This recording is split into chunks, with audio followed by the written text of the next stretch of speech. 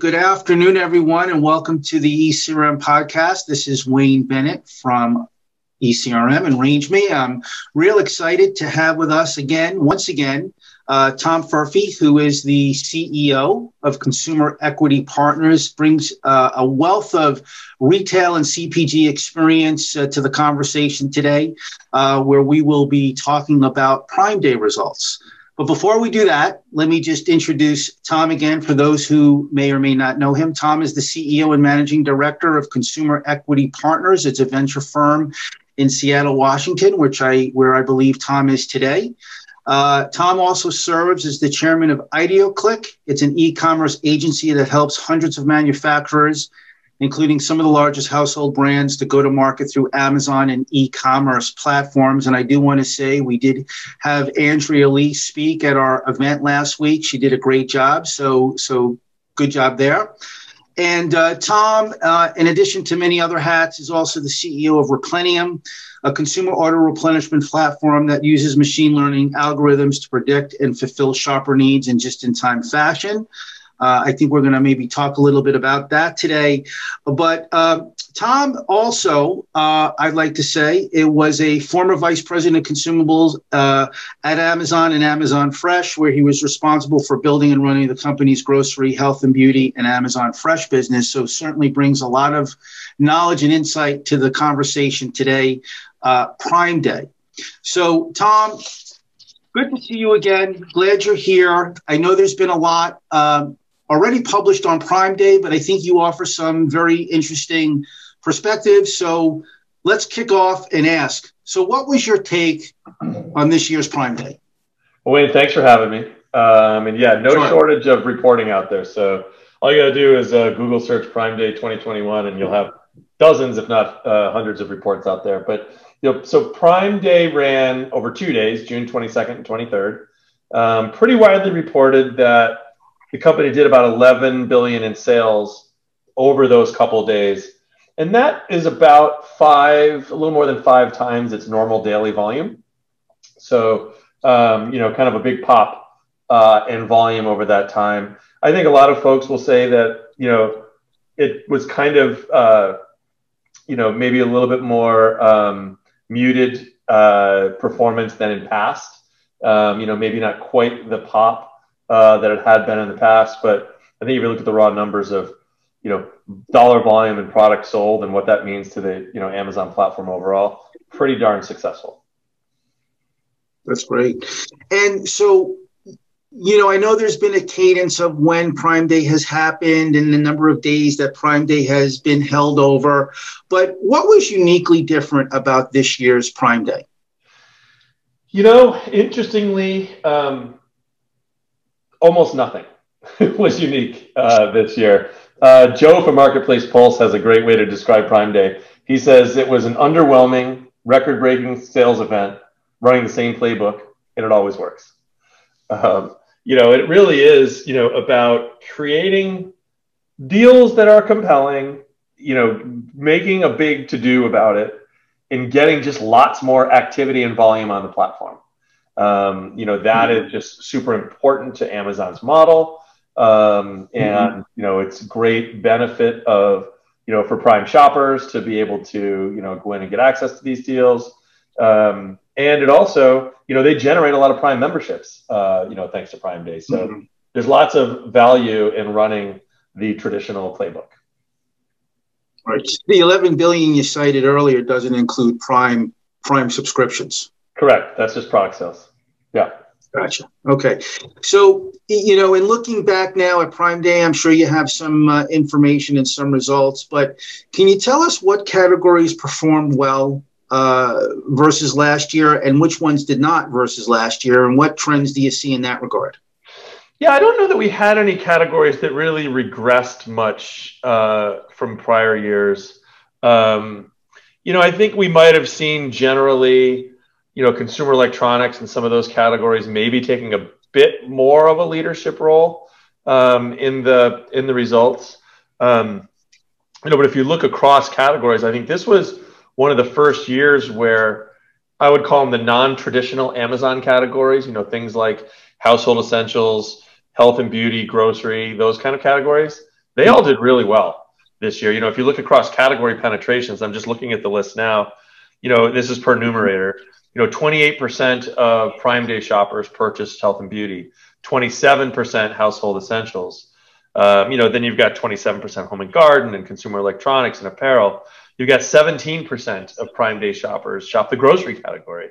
14% in pet care. Then it starts to go down a little bit from there, a little bit less in baby and whatnot. But I think, if you look kind of across Prime Day in general, you're probably talking about, over half of all customers for sure purchasing something in these, CPG/grocery categories that, have traditionally been underpenetrated on Amazon. So that I think is a significant trend of note. Interesting. Very interesting. And, just if you look at it like maybe one level deeper in terms of, how did Amazon private brands do? Yeah, I think Amazon private brands did pretty well overall. I think, and I think branded products did really well overall too. If you look across the, the categories, roughly call it the consumables categories, roughly mid 30% kind of private label penetration through those. A little higher private label penetration in categories like consumer electronics. And then in things like smart devices, when you're talking about Fire tablets and Echo Dots and things like that, those percentages are way up in the 60s, 70s.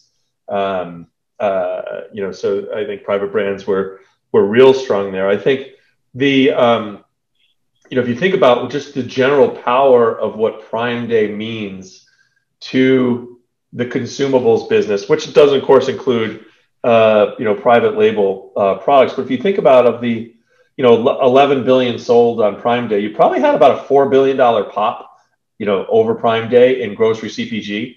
I mean, think about the number of grocers in the US that aren't even 4 billion total, and Amazon did that in a day.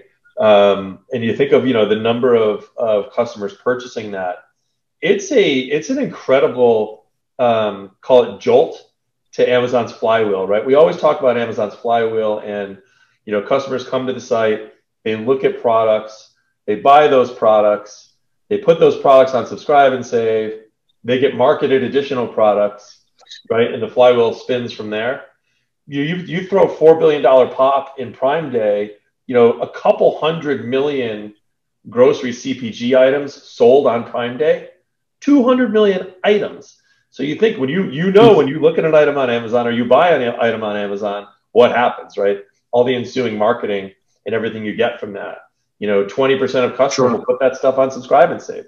So you got 40 million new items taken out of traditional channel, put into subscribe and save. You got another probably $1 billion in products or 1 billion product recommendations generated from that. Like, it's just crazy to think like what this, jolt to the flywheel of Prime Day can mean for the CPG business overall. It endures way beyond the day itself. And that goes for, Amazon private brands as well as national branded products. Sure. Tom, at the presentation that Andrea Lee made last week at our global market program, obviously she reminded everyone about Jeff Bezos's change in leadership to Andy Jassy and several key executives coming in and taking over some key leadership roles. I'm just curious to know, how does that affect, if any, Prime Day next year? Well, again, they're kind of a machine, and I think when you have things that work, they'll keep a lot of what works intact. But they're also not one to rest on their laurels, right? So I could see, I think we saw, record performance. I mean, the whole thing was a record, but proportionately record performance from the third-party world. So third-party merchants and. We hear a lot about, particularly as Amazon faces regulatory, concern and pressure, creating a better environment for those third-party merchants. So maybe they mix it up a little bit and even further, support, third-party sellers on the platform, because that would go a long way toward, supporting their initiatives there. they're thinking hard now about treating the environment better, right? They're thinking hard now that we see in the press, about becoming a better place to work. All right, well, maybe there are ways we can integrate these initiatives more into what Prime Day is, versus just this big selling event. Maybe it does become a little bit more about celebrating the value of Prime, celebrating Amazon and Amazon furthering their commitment to these crucial needs or areas that they need. I think you might see some of that, but again, I don't know how much kind of structurally you can really change Prime Day by much.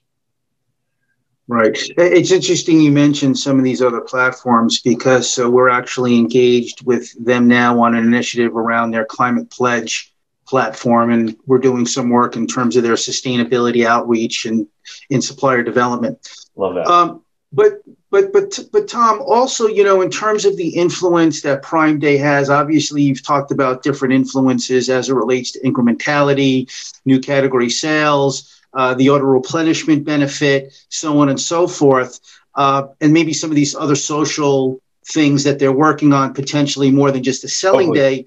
I am curious to know, where does Prime Day fit into their brick and mortar strategy, if at all any? I know locally to where I live, they're working diligently on opening up an Amazon supermarket. I'm looking forward to that. How does that all fit in? I would say that if there's one area of opportunity for Amazon, is that they probably have not integrated the brick and mortar experience into Prime Day as well as they could. Now they have. I know you get extra discounts, in the physical formats on that day.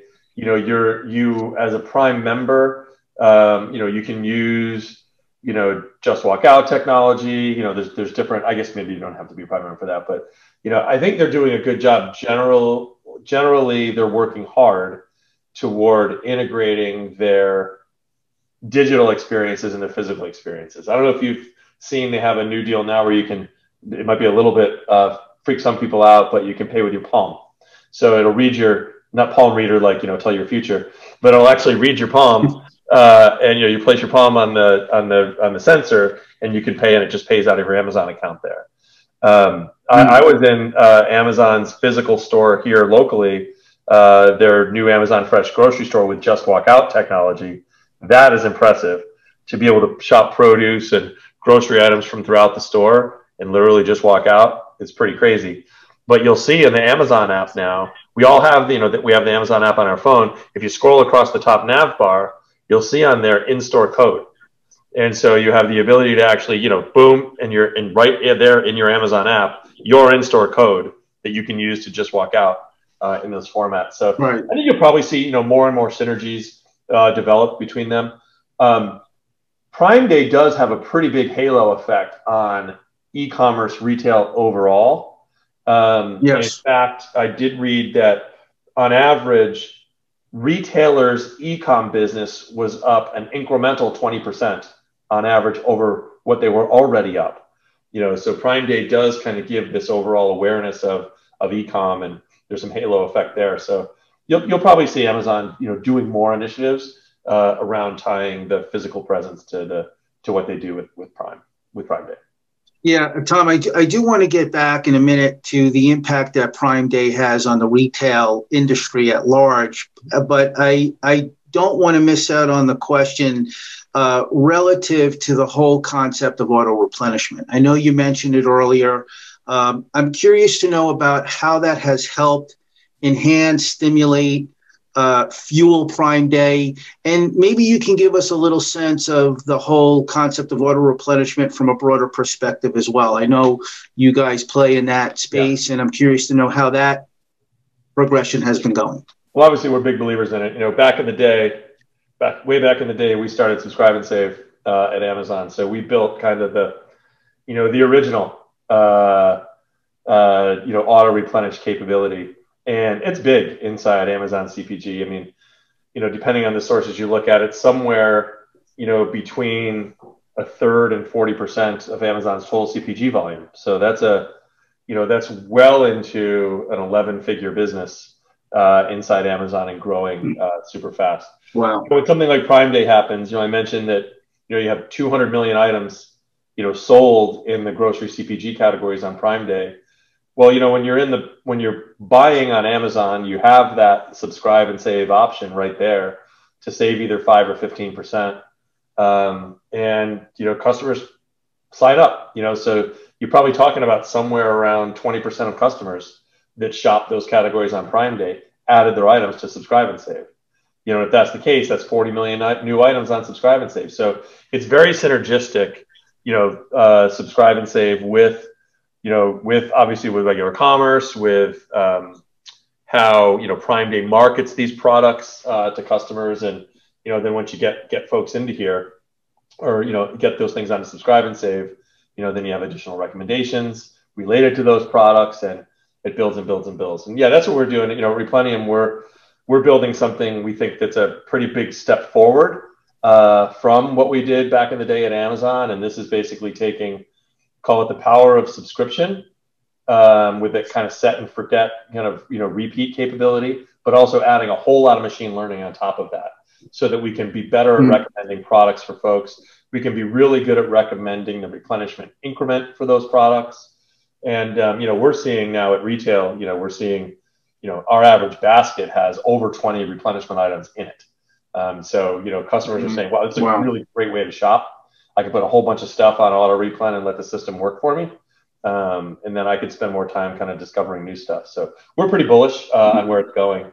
Not going to do an infomercial here, but we're pretty bullish, and lots of big retailers rolling it out now. And so I think between now and year end, you're going to see lots of the market adopting it. That's awesome. That's a good update, Tom. So, Tom, I know you talked a little bit about impact that Prime Day has on the retail industry at large. And obviously, you have the impact of shopping trips, right? Prime Day took 11 billion out of the market in the one day. And then you talk about auto-replenishment. That's another billions of dollars. So how does the retail industry react to the impact of Prime Day? Can you maybe share some thoughts on that? Yeah, that is a really important question.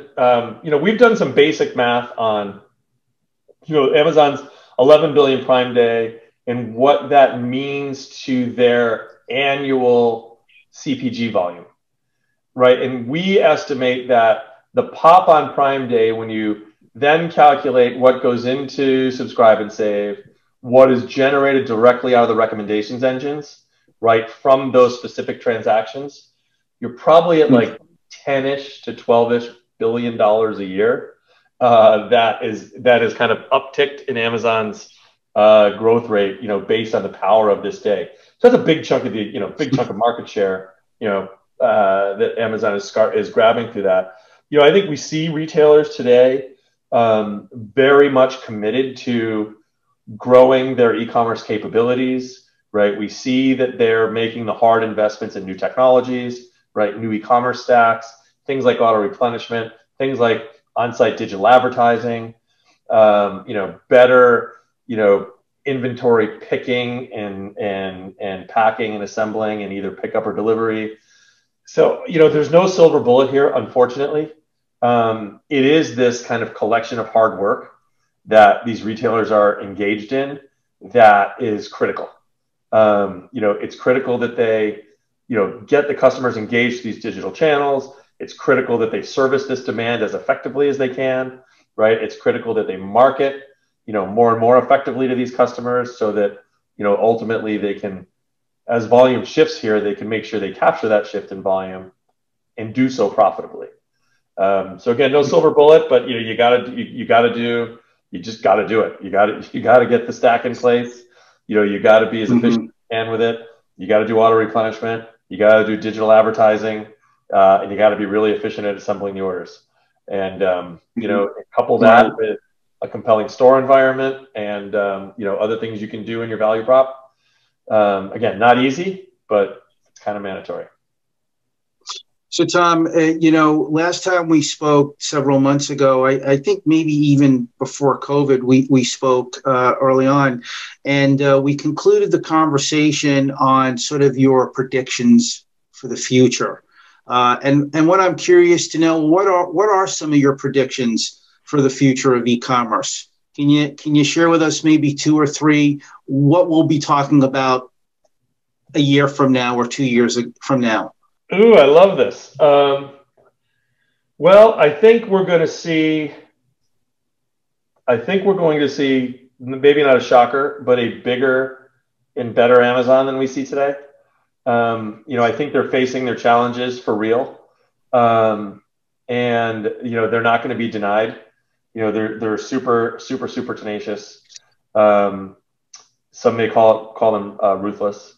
So I think you're going to see Amazon with, cracking that, maybe even within the next year, that 500 billion in merchandise volume.